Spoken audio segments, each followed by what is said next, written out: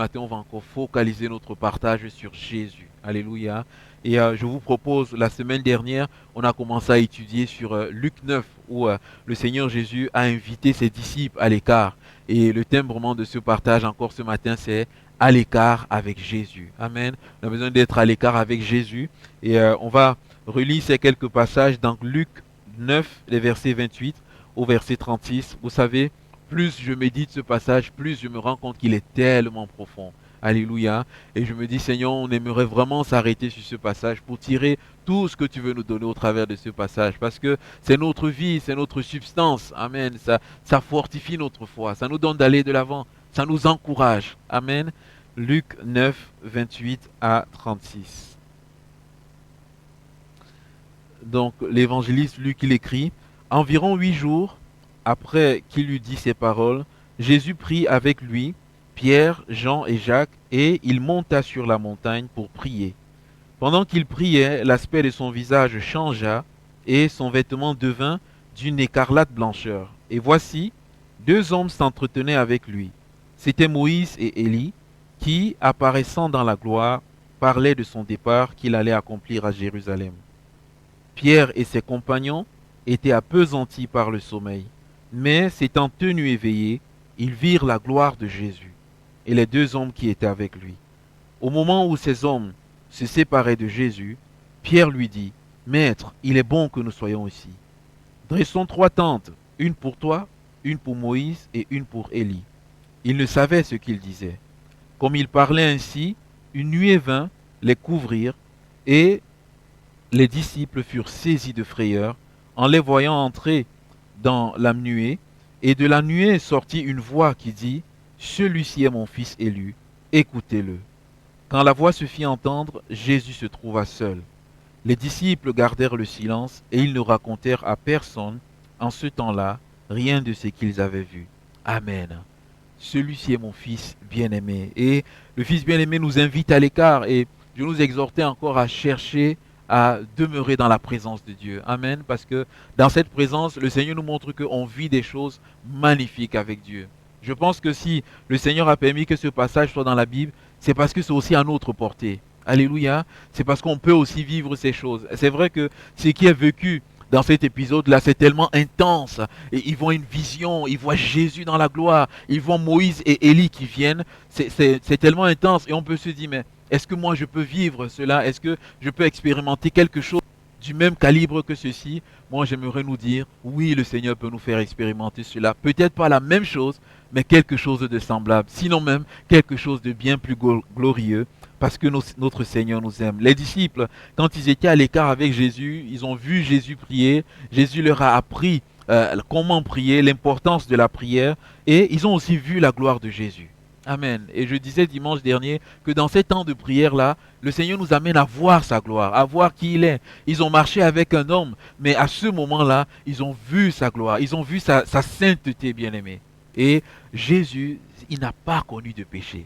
Il n'a jamais fait de péché. Il n'a jamais fait de mal. Amen.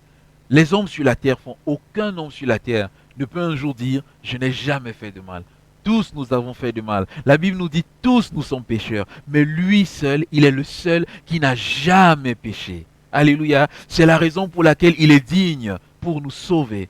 Il est digne pour apporter l'offrande de sa vie à Dieu, afin que nous puissions un jour espérer entrer dans le paradis. Amen. La gloire de Jésus, la sainteté, sa pureté.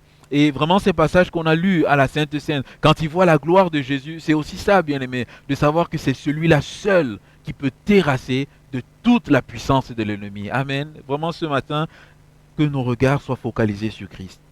À l'écart pour prier, à l'écart pour voir la gloire de Jésus, mais aussi à l'écart pour expérimenter le surnaturel de Dieu. Amen. Parce que ici, la Bible nous montre que les disciples vont voir Moïse et Élie. Moïse et Élie, ils étaient déjà partis. L'un était déjà mort. Élie, lui, il avait été enlevé aussi miraculeusement. On se rappelle, des chars de feu ont commencé à tourner tout autour de lui, un tourbillon, et puis Élie, il est monté. On ne l'a plus jamais vu. Mais voilà que les disciples vont voir Élie ici. C'est un miracle, bien-aimé. La vie chrétienne, c'est une vie surnaturelle, bien-aimé. Marcher avec Dieu, c'est surnaturel. Ce n'est pas simplement une vie naturelle. Des fois, on peut dans notre train-train quotidien, croire que c'est une vie, bien aimé, c'est une vie surnaturelle. Les miracles, les guérisons, toutes ces choses-là sont surnaturelles. Et dans ce surnaturel, il y a des visions. Et moi, j'aimerais encore nous encourager et de nous dire, on peut vivre ces choses. Parce que le Seigneur dit, dans les derniers temps, il répandra de son esprit sur toute chair. Il dit, les jeunes gens et les jeunes filles prophétiseront, les vieillards auront des songes, et les jeunes gens auront des visions. Lorsque l'Esprit de Dieu, donc, les visions, c'est notre partage, bien-aimé. Et des fois, on peut se dire, mais qui suis-je pour avoir la vision? Et c'est un bon sentiment, c'est un sentiment d'humilité. Celui qui donne la vision, il ne donne pas parce que nous avons demandé la vision. Il donne parce que lui, il a senti la nécessité que la vision arrive. Amen. C'est là où il y a la particularité, bien-aimé. Des fois, nous, on peut dire, Seigneur, donne-moi une vision, donne-moi une vision. Des fois, Dieu peut donner, des fois, il peut ne pas donner. Mais quand le Seigneur sent qu'il y a un besoin, il va nous communiquer la vision. Ça, c'est la vie surnaturelle avec le Seigneur. Amen. Et cherchons à vivre cette vie surnaturelle. Disons, Seigneur, la nouvelle naissance, elle n'est pas naturelle. Puisque Nicodème, il dit à Jésus, mais comment un homme qui est déjà né peut encore rentrer dans le ventre de sa mère et naître de nouveau? Nicodème, il était dans le domaine naturel. Mais ce n'est pas naturel. Nicodème, ce n'est pas possible. Un homme, il est là-dedans 9 mois, et une fois qu'il a eu 10 ans, il ne peut pas retourner là-dedans. Il n'y a plus la place. C'est plus possible. La nouvelle naissance, bien-aimé, c'est quelque chose de surnaturel. Un être humain peut tout faire, mais il ne peut pas changer son propre cœur. Le caïman peut-il changer sa peau? Le léopard peut-il changer sa peau? Impossible. Il a des taches sur sa peau, ça sera toujours là. Le Seigneur, pour nous dire, nous, on ne peut pas se changer nous-mêmes. Mais par la puissance du Saint-Esprit, nous, on peut être transformés. La vie chrétienne, elle est surnaturelle. Les dons spirituels, c'est surnaturel. Le parler en langue, c'est surnaturel. Les miracles, les guérisons, tout cela, c'est surnaturel pour nous encourager en disant, bien-aimé, notre vie chrétienne, elle est surnaturelle. Disons, Seigneur, je veux vivre dans le surnaturel de la vie dans laquelle tu m'as introduite. Amen. Et vraiment, le Seigneur donne des visions. Quand on lit ce passage dans Matthieu, Jésus conclut ce passage en disant, ne dites à personne de cette vision. Et la vision, bien-aimée, on la reçoit la plupart du temps quand on est éveillé. On est assis là, et ensuite le Seigneur nous transporte, amen, dans un endroit, et il nous fait voir des choses. On ne peut pas évaluer le temps. Est-ce que c'est 1 minute, 2, 3, 10 minutes? On ne sait pas. À un moment donné, on a comme perdu la notion de temps, et on est dans ce que le Seigneur nous montre. Amen. Et la plupart du temps, quand une vision arrive, c'est pour nous encourager. Et le Seigneur bien-aimé, il nous donne des visions vraiment pour nous encourager, pour nous fortifier. Et des fois, c'est aussi pour nous avertir. Amen. C'est aussi pour nous mettre en garde par rapport à quelque chose, soit dans nos vies, soit dans notre famille. Alléluia. C'est ce que le Seigneur fait.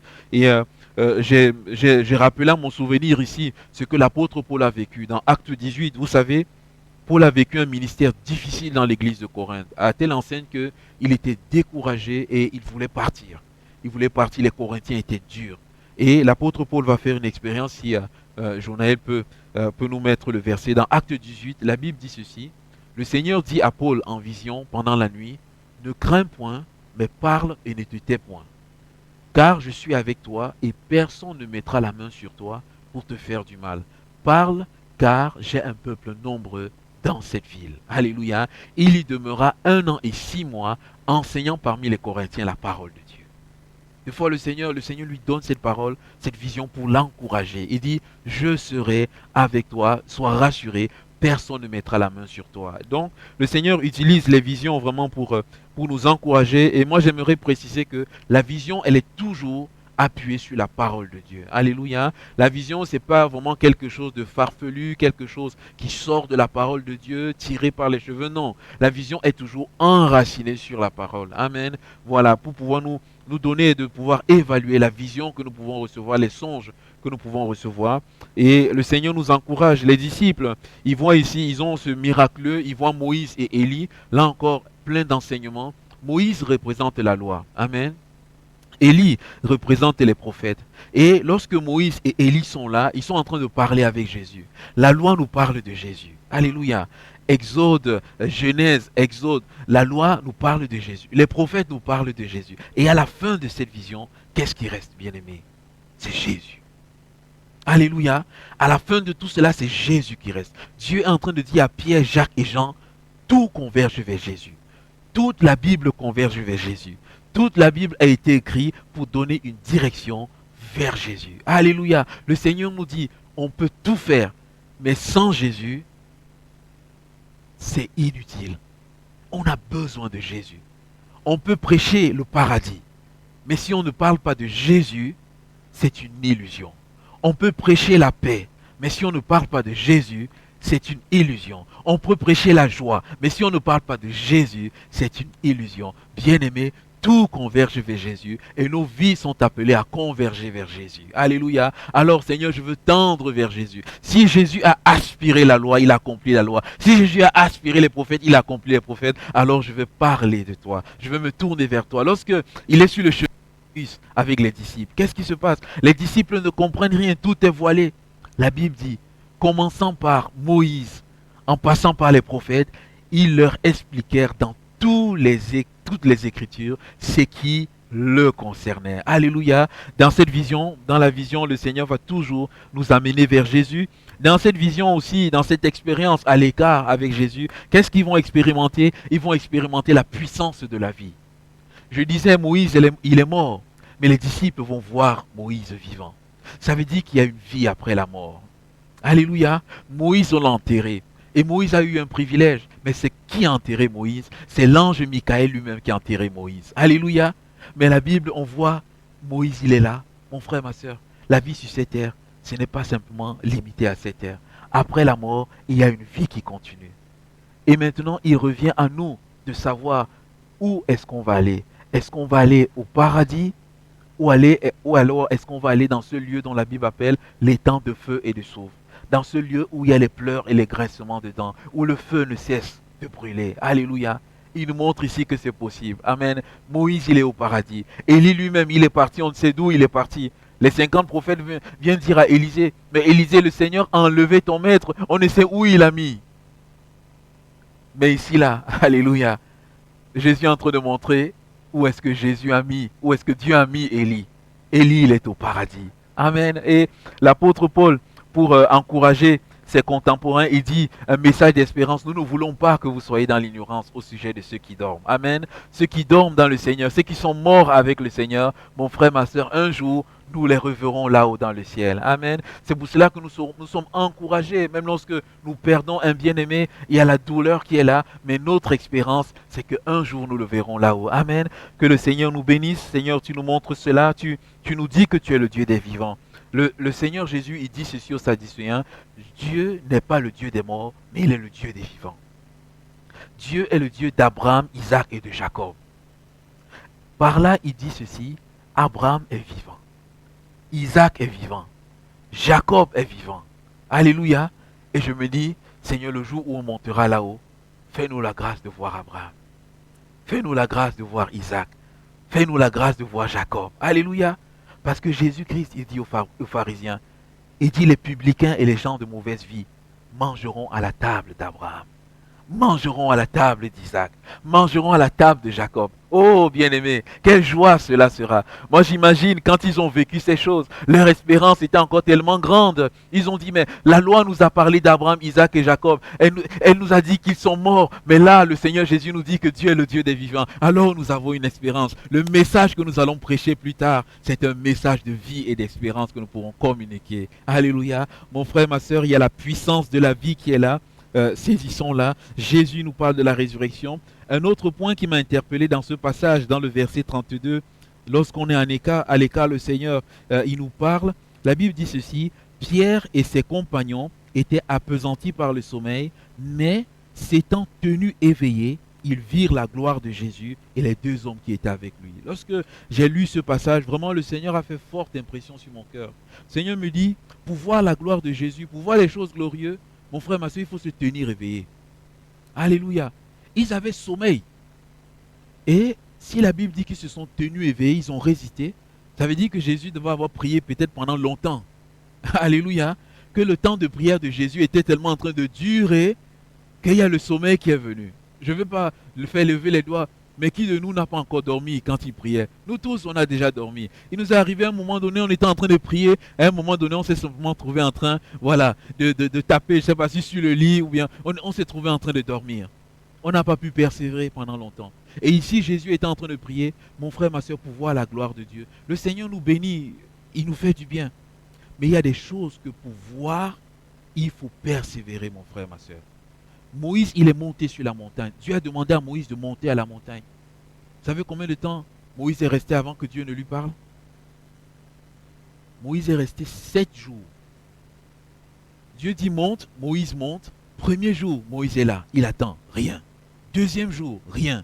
Troisième jour, rien. Mais Moïse a pu dire, mais Dieu, tu me demandes de monter à la montagne, mais voilà 3 jours que je ne fais qu'attendre. 3 jours, 24 heures, 24 heures, 24 heures, 72 heures, mais oui, 72 heures, mais je ne fais qu'attendre ici, mais 4 jours, Moïse attend. 5 jours, Moïse. Mais Seigneur, qu'est-ce qui se passe? 6 jours. Et le 7e jour, c'est là que Dieu est venu. Mon frère, ma soeur, des fois les choses ne vont pas se passer d'un claquement de doigts. Des fois ça ne va pas arriver. Des fois il faudra attendre 1, 2 semaines. Des fois il faudra persévérer dans la prière jusqu'à ce que le Seigneur te révèle. C'est la raison pour laquelle Jésus-Christ a déclaré ceci: le royaume des cieux appartient à ceux qui sont violents. Ce sont les violents qui s'en emparent.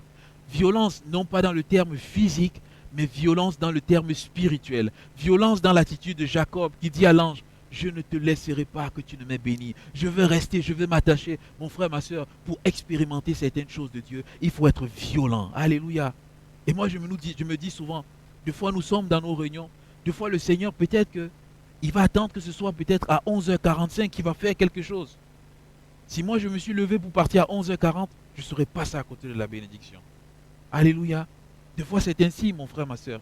Les disciples sont montés dans la chambre haute, ils ont attendu. Jésus a dit, attendez à Jérusalem. Ils ne savaient pas combien de temps il fallait attendre. Ils ont attendu là-dedans 10 jours. Mais la Bible dit ceci, c'est qu'il y a certains, quand Jésus est ressuscité, il y avait 500 disciples qui l'accompagnaient. Mais dans la chambre, il n'y avait que 120 qui attendaient. Où sont passés les 380 autres? Peut-être qu'ils se sont dit 1, 2, 3 jours, mais ce que Jésus nous a promis ne vient pas. Bon, on va aller vaquer à nos occupations. Mais les 120 sont restés. Alléluia. Même Marie, la mère de Jésus, elle est restée. Alléluia. Et elle a été aussi baptisée du Saint-Esprit. Mon frère, ma soeur, reste dans la présence de Dieu.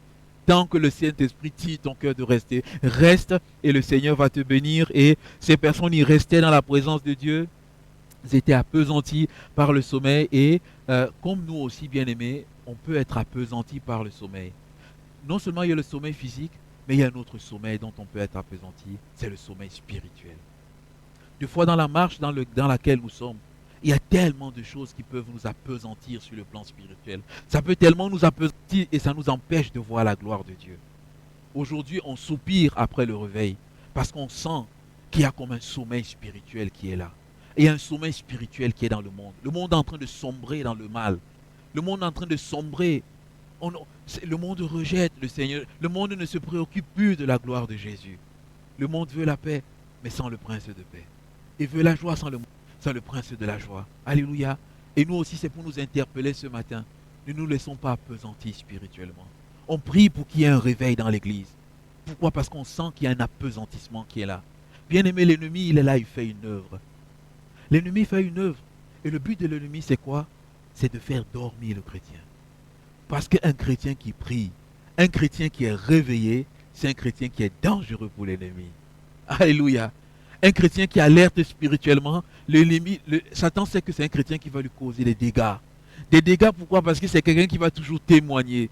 C'est quelqu'un qui sera toujours en train de louer, de chanter des cantiques, dans le bus, dans la rue et tout. Et quelqu'un qui sera toujours alerte avec son Seigneur. Mon frère, ma soeur, sortons du sommeil spirituel. Alléluia. Sortons, bien-aimés.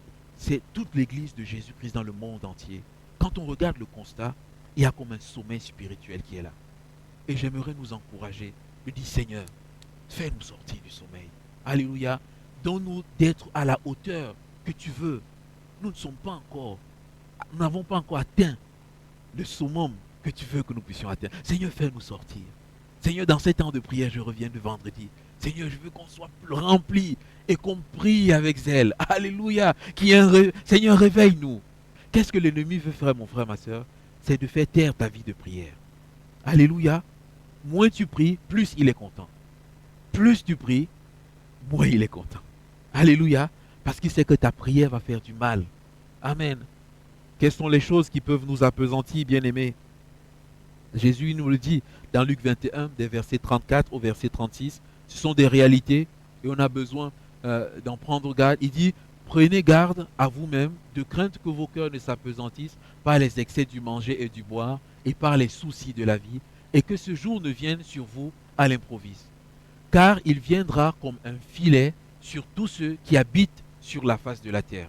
Et il dit, veillez donc et priez en tout temps, afin que vous ayez la force d'échapper à toutes ces choses qui arriveront et de paraître debout devant le Fils de l'homme. Veillez afin que vous ayez la force, bien-aimés. Il dit ici, les excès du manger et du boire. Amen. Et on a fait tous l'expérience, bien-aimés. Lorsqu'on a trop mangé, c'est compliqué de prier. C'est compliqué, c'est difficile de prier. Lorsqu'on commence à prier, c'est la digestion qui s'enclenche.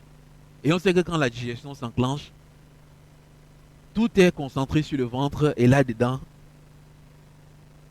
Et le Seigneur nous dit ceci, que votre cœur ne soit pas appesanti. Mangez ce qu'il convient et vaquez à la prière. Lorsqu'on est tellement accaparé par les soucis de la vie, lorsqu'on est tellement accaparé par les affaires de la vie, à un moment donné, notre vie de prière baisse, nos cœurs sont tellement remplis, on a même du mal à aller mettre ces choses devant le Seigneur Jésus. Et c'est comme ça que le sommeil arrive, petit à petit. On dit, mais j'ai tellement de choses à faire, mais ma liste, elle est grande. Je ne peux pas faire ci, j'aimerais bien venir à l'église, mais j'ai tellement de choses.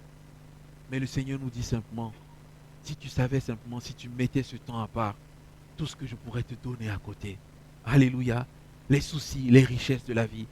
L'apôtre Paul disait à Timothée, il n'est pas des soldats qui s'embarrassent des affaires de la vie s'il veut plaire à celui qui l'a enrôlé.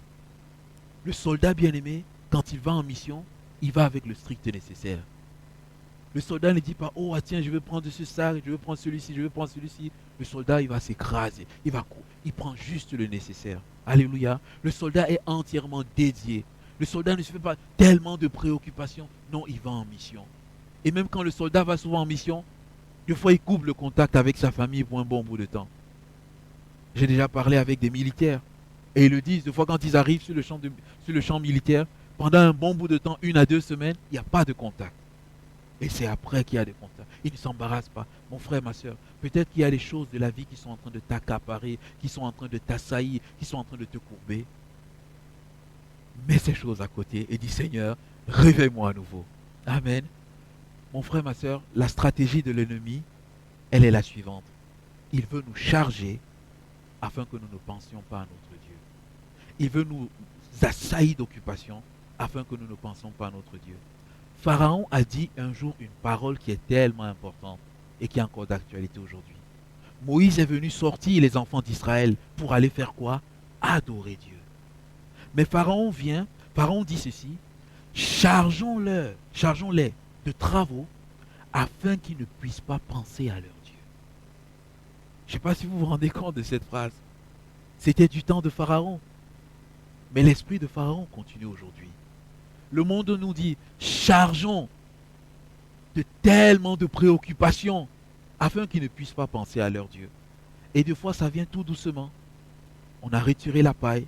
Maintenant, eux, ils devaient aller chercher. Bien aimé, l'église est chargée de toutes ces choses. Mais restons avec notre Seigneur. Alléluia.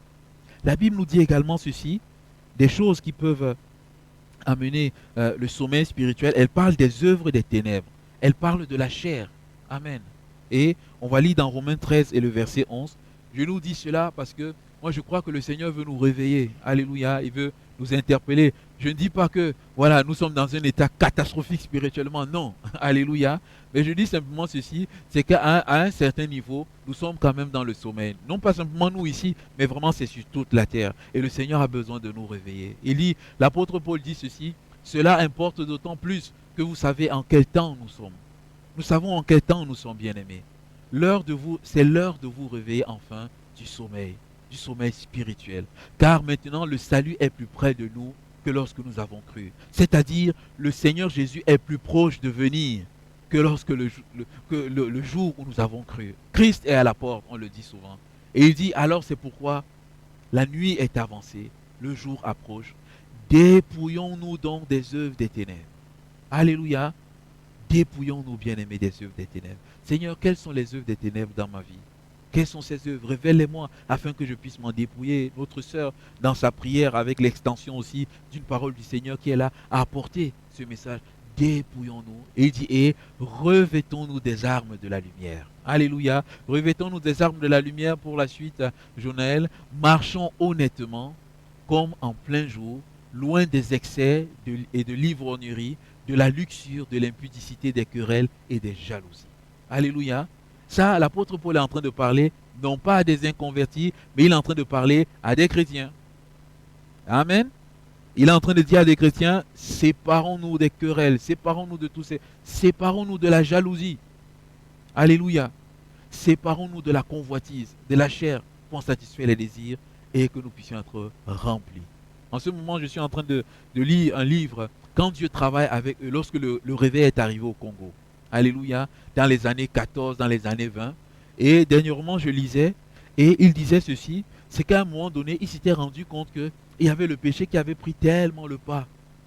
Et la sainteté avait diminué, et ils sentaient moins la puissance de Dieu.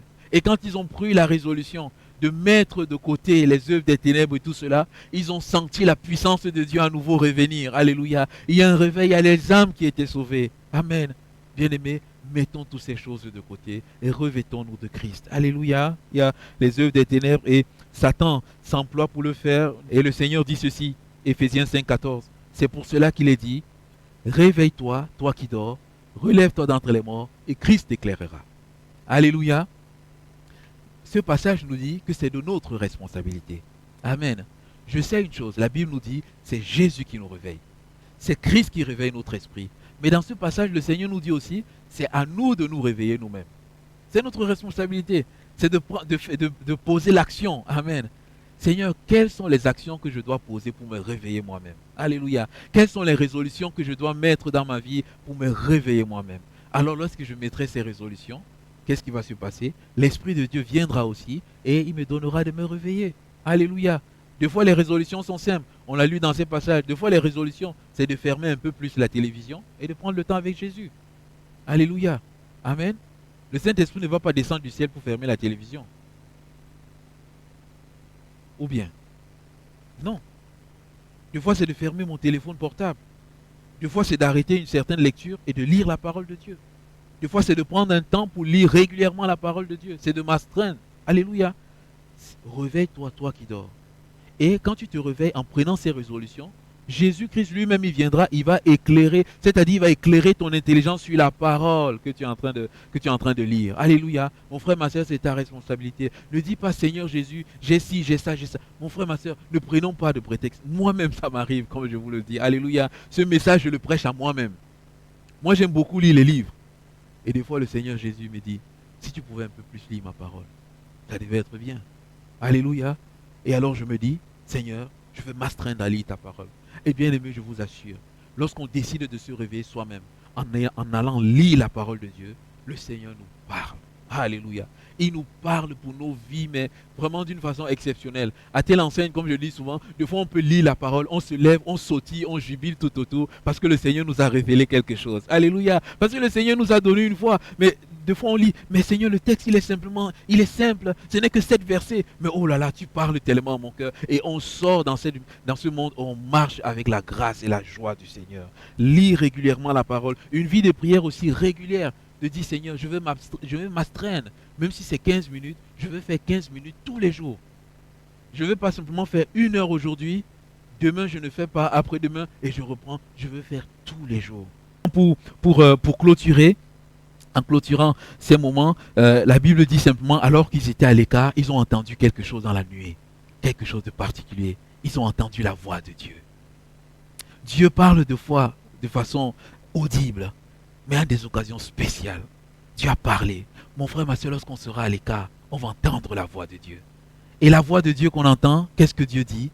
Celui-ci est mon fils, bien-aimé. Celui-ci est mon fils élu. Celui-ci est mon fils que j'ai choisi. Lorsqu'on sera à l'écart, Dieu va nous révéler qui est vraiment Jésus. Des fois, on peut être rempli intellectuellement de qui est Jésus, mais des fois, à l'écart, c'est Dieu qui va nous révéler. Des fois, il y a des personnes qui disent non, non, non, Jésus n'est pas Dieu, il était homme comme tout le monde. Oh, moi, humainement, je ne peux pas donner toute l'explication de la divinité de Jésus, mais simplement, je peux citer quelques versets, mais après dire à la personne, demandez à Dieu, et Dieu révélera lui, il se révélera lui-même à vous. Alléluia. Pierre, qu'est-ce qui s'est passé? Qui dit-on que je suis?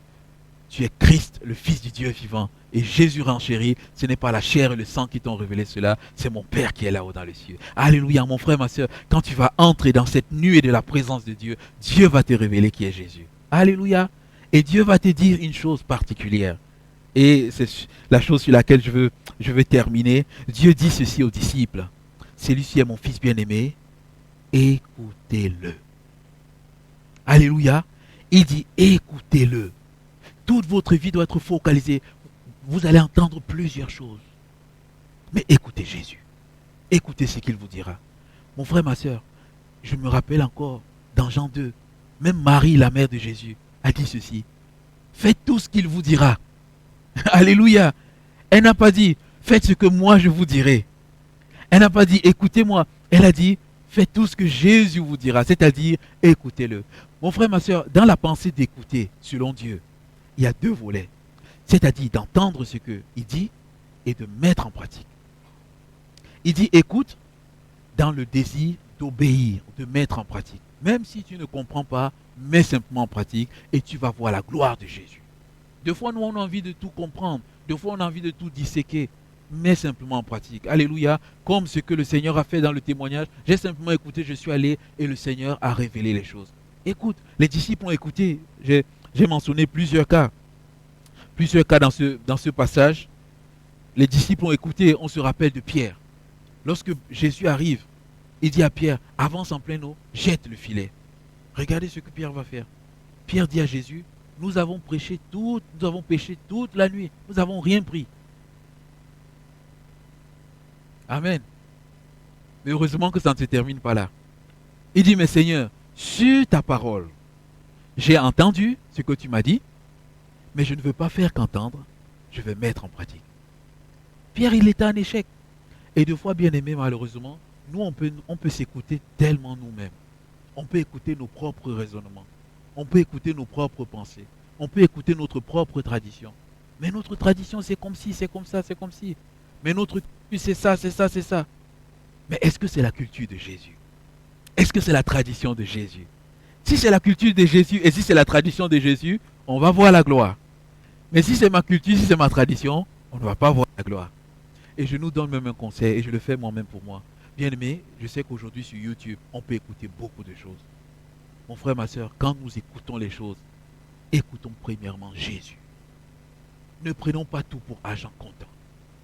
Ne regardons pas ces prédicateurs qui ont du charisme, qui ont peut-être je n'ai rien contre eux et tout cela. Mais des fois, avec ce charisme et tout cela, des fois, il y a certaines coquilles qui se glissent par là. Alléluia. Et nous nous retrouvons en train de suivre l'homme, bien plus que de suivre Jésus. Et l'homme, à un moment donné, comme il est faillible, il y a quelque chose qui arrive, c'est nous aussi qui tombons avec lui. Beaucoup de personnes ont fait fausse route en faisant cela. Mais je veux nous dire, même quand vous m'écoutez, écoutez Jésus.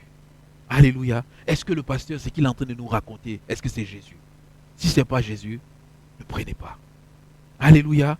Mon frère, ma soeur, je nous le dis parce que le monde dans lequel nous sommes, il y a tellement de choses qui sont partagées et qui ne viennent pas du Seigneur Jésus. Écoutez-le et vous verrez sa gloire. Seigneur, je vais écouter Jésus. Je veux m'appuyer sur lui. Seigneur, en t'écoutant, lorsqu'on va écouter Jésus, qu'est-ce qu'on aura? Écoute Jésus et tu seras sauvé. Alléluia. Écoute Jésus et tu auras la paix. Écoute Jésus et tu auras la joie. Écoute Jésus et ton âme sera dans le repos. Écoute Jésus et ta vie sera transformée. Alléluia. Écoute Jésus et tu vas expérimenter la délivrance dont tu as besoin. Écoute Jésus et tu iras au paradis. Alléluia. N'écoute pas simplement les hommes. N'écoute pas tes propres pensées. Bien-aimé, en préparant cela, moi j'ai pensé à toutes ces personnes qui sont tellement remplies d'eux-mêmes, remplies de leurs propres pensées. Bien-aimé, vous savez une chose, c'est que à force de trop croire en mes propres raisonnements, en mes propres pensées, mes propres raisonnements et mes propres pensées deviennent la vérité. Mais deviennent la vérité pour qui? Pour moi. Et quand ça devient la vérité pour moi, tout ce qui peut m'être dit, ça bloque. Jusqu'à ce qu'il y ait un besoin de la délivrance du Seigneur Jésus pour me montrer que non, non, non, ce que tu es en train d'écouter ne vient que de toi, mais ça ne vient pas de Jésus. Alléluia.